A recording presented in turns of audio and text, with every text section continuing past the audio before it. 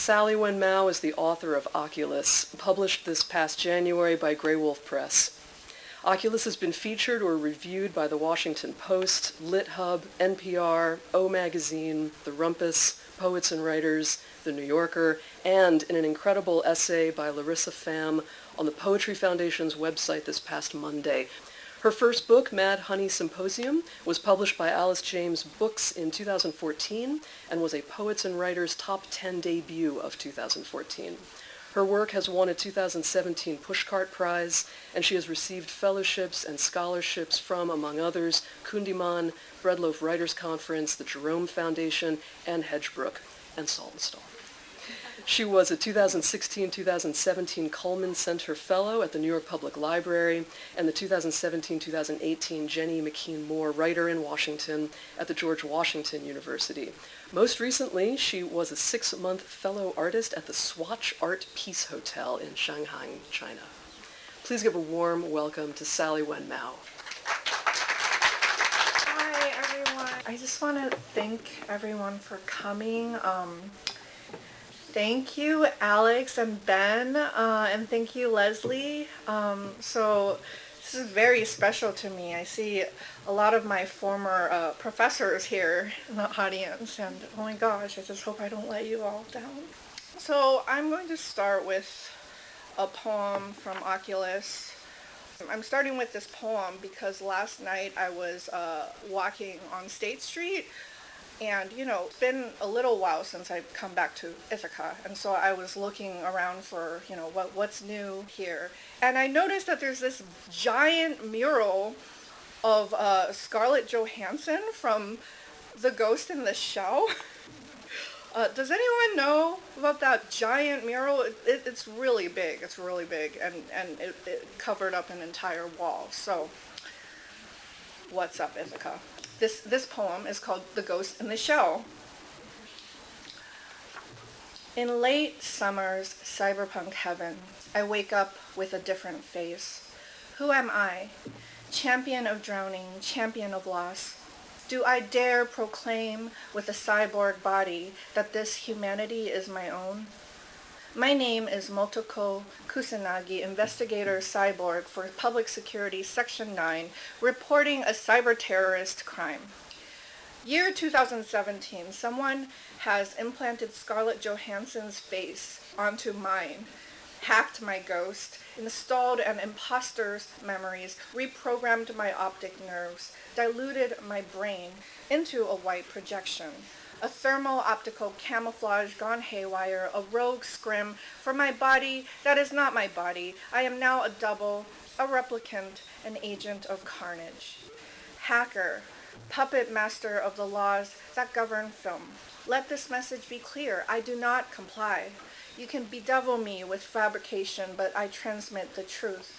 It's in the data, the stars, my blood, my spit, my wires, my parts. God as my witness. I, Motoko, will self-destruct this celluloid screen.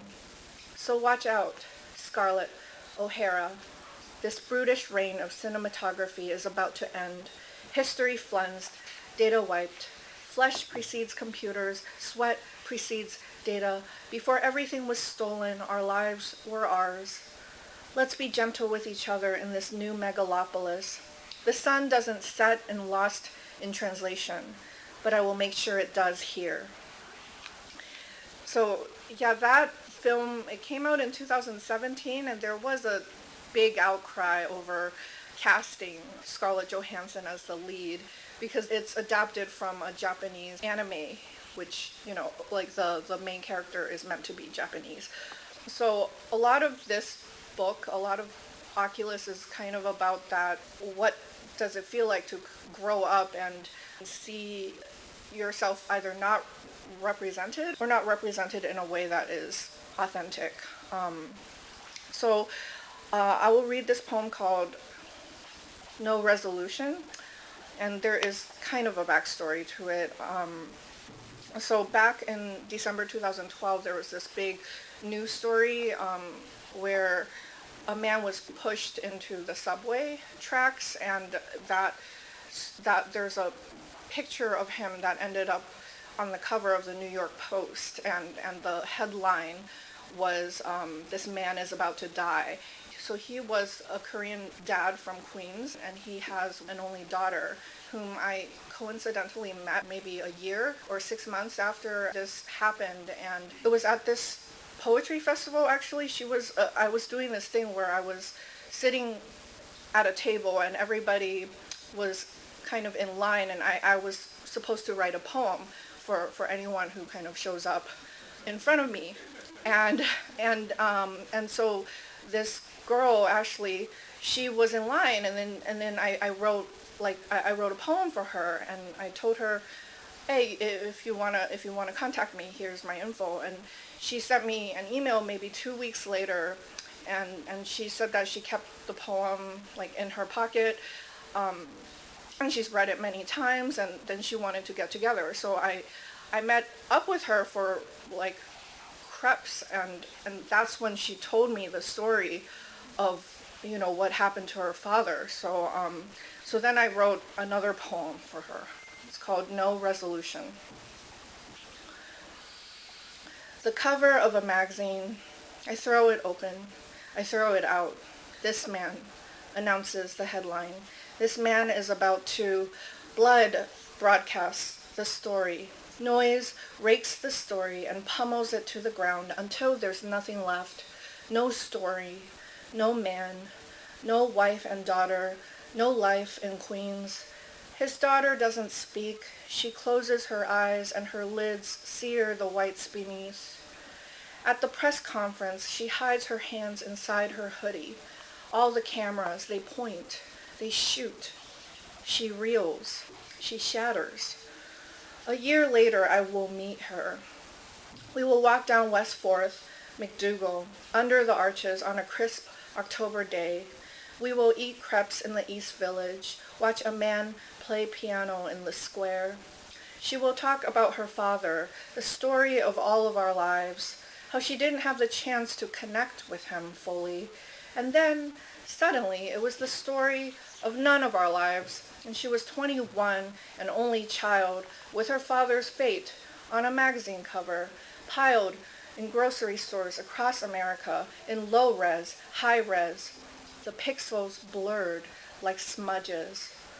For now, it is December. The shadows on the platforms elongate. I have not yet met her. I turn off the television, afraid of its heft, its volume, its relationship to gravity.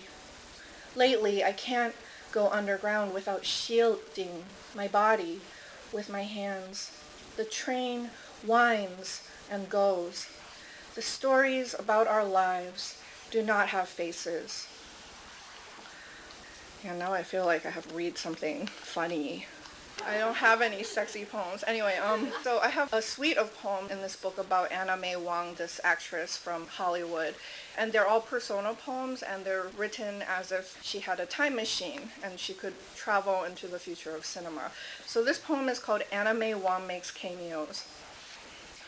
Romeo Must Die, 2000. Does anyone remember that movie? Yeah. Anyway. I'm Aaliyah's sassy friend. I give her tough love and good advice.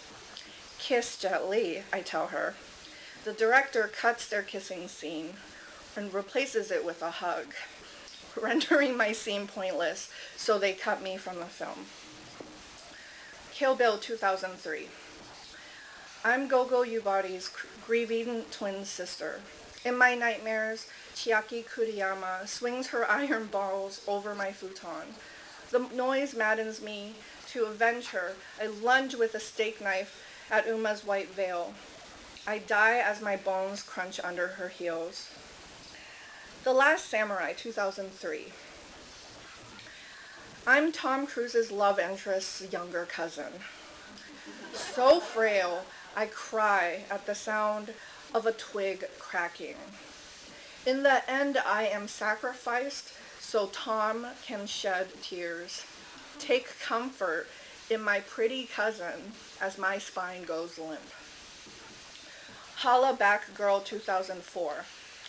I'm Gwen Stefani's arch nemesis. The cute Asian girl who disses her behind the school bleachers. Once I was her backup minion. Now no more. I've gone rogue. Pharrell is the other cameo. Together we conspire to take her down. There are claws, there is gore. In the end, the showdown is cut to make room for Gwen's cheerleading routine. Memoirs of a Geisha, 2005. I'm Gong Li's evil apprentice geisha. I trip young Sayuri with my silk sash. I set her kimono on fire. The rival Okia crackles, burns. As the beams fall down in ashes, lightning whips the howling door. Dew drips down my forehead, my jewels. In the confusion, I perish, of course. So with this book, I kind of wanted to look into the evolution of this phenomenon of Orientalism, and I started with Anna May Wong, who was a big figure in the 20th century, and at the time I was also thinking about kind of our 21st century and how you know we are the subjects of we kind of make spectacles out of ourselves in a day-to-day basis through social media and technology. But then as I was researching the book, I also discovered this other historic figure who was the first Chinese or the first Asian woman to ever come to the U.S. And this happened in 1834. And she was a 19-year-old girl from southern China, and there were two merchant brothers who wanted to sell Chinese objects to an American middle class, and they thought the best marketing plan would be to bring over this woman, this young woman, to be displayed among the objects. So she came to the U.S. and went on a tour as a museum kind of object, basically. So people paid to see her. And one of the things that struck me as I was doing this research was that every piece of evidence that she existed was from the perspective of somebody who paid to see her, so from the perspective of an American or a white Western audience. And I really thought about that. I really thought about, like, she's really lost to history because of that, because she can only be seen and perceived by other people, but she could never have her own voice. It really struck me, especially after doing the Anna May Wong project, because one thing that struck me about her story is that she at least had her own voice. Even though she was cast in these terrible roles, she was outspoken about it, and she was able to still publish and write, and also, you know, and also be honest in a way that that this woman never had, or an opportunity that she never had. So this poem is called The Diary of Ethel Moy. Number 8 Park Place, Manhattan, November 1834. The merchant brothers who brought me here, Freddie and Nate Carn, knew I'd make it rain for them. In their eyes, I was a hothouse flower, a goddess of dollar signs. They decorated me with precious imports, baubles, yellow pantalettes, damasks, then placed me in a diorama of snuff boxes and silk. I was a breathing mannequin on my brocade throne. I couldn't believe how many people paid to see me. Banknotes dropped, jawbones dropped, and it was truly unnerving to watch the white people stare at me, mouths twitching in awe or pity, or both. The men looked at my little feet, the women at my regalia. They wanted to see my feet uncovered. Can you believe the nerve? The podiatrists, the reporters begged for a glimpse. At the men I snickered, at the women I smiled. They swooned, blushed as if they swallowed Sichuan peppercorns. Their corsets were killing them. Heavens, a grotesquerie, their spines all crooked in their skeletons. I raised my brows, ensconced in my civilized box. I counted the days with my abacus. Look, I was fucking bored. Was I the animal there, or were they? On my throne in lonely New York, I presaged my own descent. It began with a tongue, English, that curled its way into my mouth. They called me the Celestial Princess. I wanted them to bow down, so they did. They fell in penance or worship, a vernissage of my ancestors across my face, a slap. Okay, maybe I'll read this poem called Oculus. So I know I'm a talker. I like talking about things. Because I don't know. So this poem, Oculus, it came out of my desire to write a poem addressing this definition of Oculus. So my first poem, actually I'll read the two Oculus poems so you can kind of see the difference. So Oculus as in Latin for eye, and in particular I think of Oculus as also the eye of technology, right? Oculus VR, we have that. We also have the architectural definition of Oculus, which is the opening or the window on top of a dome where you can kind of see out into the sky. And so with this first poem, I wanted to kind of describe this Oculus of technology and the camera, especially the camera. And I was kind of in an internet, I was in an internet wormhole, one of my internet wormholes, and I found this story about a girl who documented her own suicide through social media, and I kind of went through an entire night just like haunted by her story and going and scrolling down and down and down, just looking at every single Instagram post. So I'll read this poem called Oculus. Before I wake, I peruse the dead girl's live photo feed. Days ago, she uploaded her confessions. I can't bear the snow, captions her black eyes, gaps across a face, luminescent as snow. I can't bear the snow, how it falls, swells over the bridges, under my clothes, yet I can't be held or be held here in this barren warren, this din of ruined objects, peepholes into boring scandals. Stockings roll high past hems as I watch the videos of her boyfriend, cooing, "Behave, darling, so I can make you my wife." How the dead girl fell, awaiting a hand to hold, eyes to behold her, as the lights clicked on and she posed for her picture, long eyelashes all wet, legs tapered, bright as thorns. Her windows overlook Shanghai, curtains drawn to cast a shadow over the Huangpu River, frozen this year into a dry, bloodless stalk. Why does the light in the night promise so much? She wiped her lens before she died. The smudge still lives. I saw it singe the edge of her bed. Soon it swallowed the whole burning city. And I'll read just two more. So this is the other Oculus poem. So I had an Oculus poem in the beginning and the end.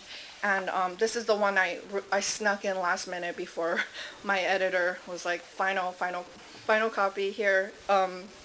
And I wanted to address that architectural definition of Oculus, which is the window to the sky. And I wanted to specifically talk about the Oculus in the Guggenheim in New York, because I think a year before I wrote the poem, I went to a concert there with my friend Angela Flournoy. She was like, "Do you want some Solange tickets?" And I was like, "Yeah."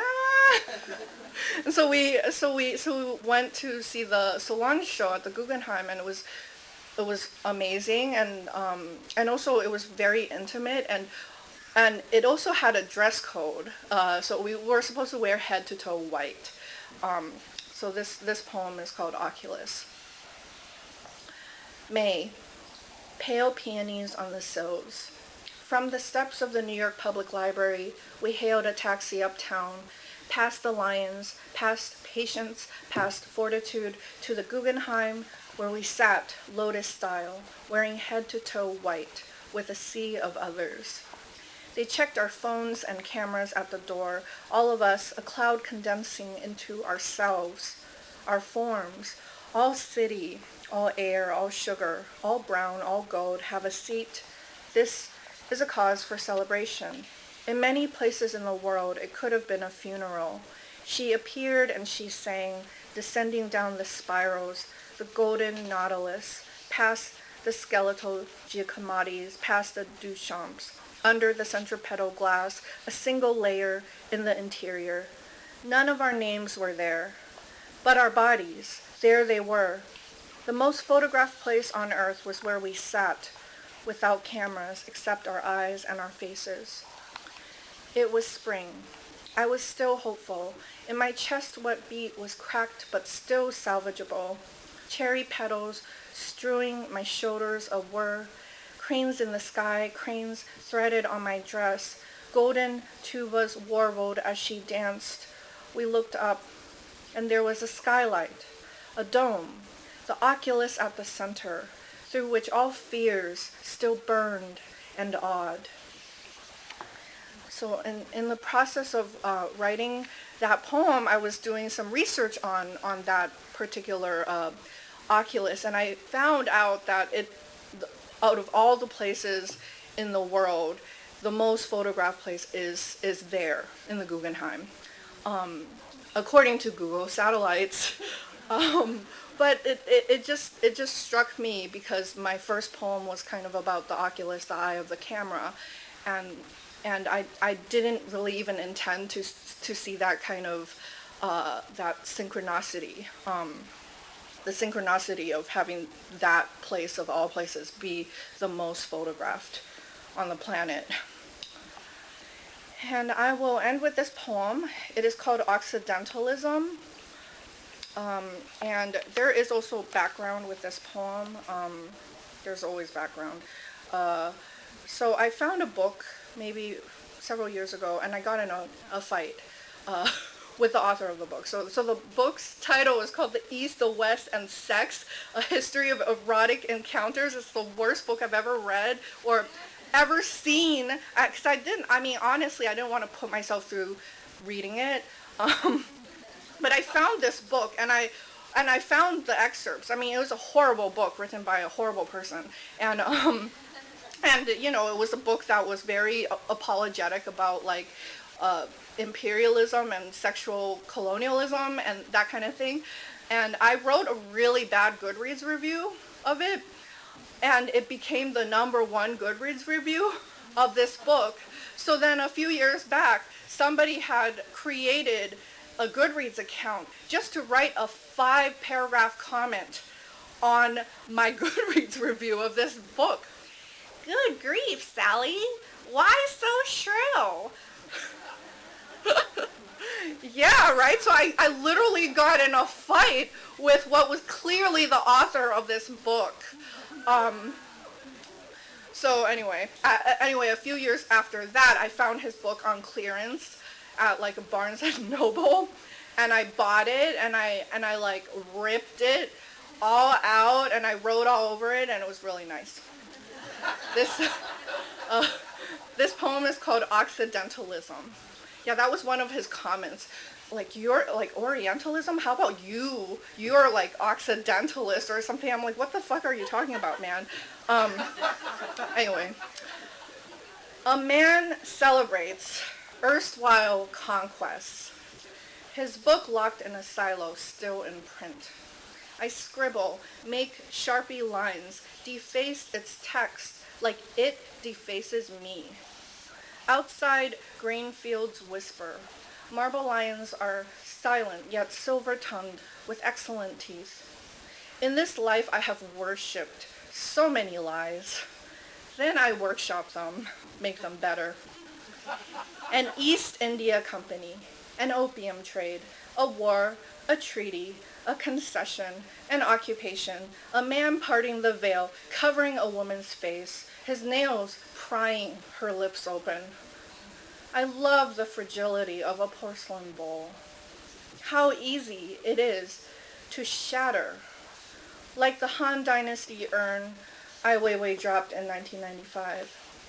If only recovering the silenced history is as simple as smashing its container, book, bowl, celadon spoon. Such objects cross borders the way our bodies never could. Instead, we're left with history, its blonde dust. That bowl is unbreakable. All its ghosts still shudder through us like small breaths. The tome of hegemony lives on, circulates in our libraries, in our bloodstreams. One day, a girl like me may come across it on a shelf, pick it up, read about all the ways her body is a thing. And I won't be there to protect her, to cross the text out and say, go ahead, rewrite this.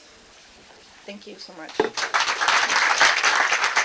Sally flew from California to be here, so she gets sort of extra thanks from us, and a red eye, which is not easy, so she's awake and not jet-lagged. We have a little time. If you all have questions, 5 years out from your Cornell MFA, do you want to talk a little about how your writing has changed, or how, if there's a difference in how you approach writing now as opposed to when you were sort of fresh out of graduate school?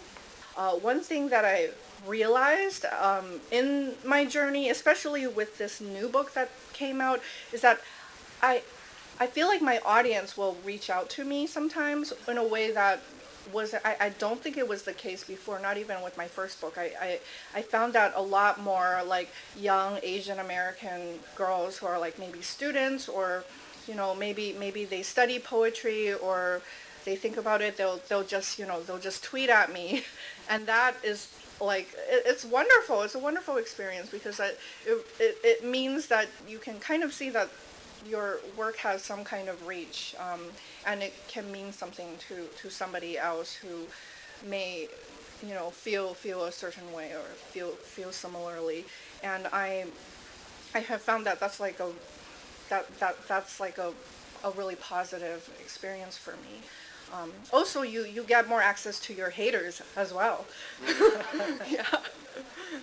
And I'm wondering if you have ever had any of your work read aloud by someone else. I would say that I hate hearing my own voice, so I would rather somebody else read it. I did have this experience recently. It was with the podcast, The Slowdown. It's actually a big surprise for me. I just, like, that day that it dropped, it came out, I didn't know that Tracy K. Smith was going to read my poem. And then I heard her read it, and I was like, God damn.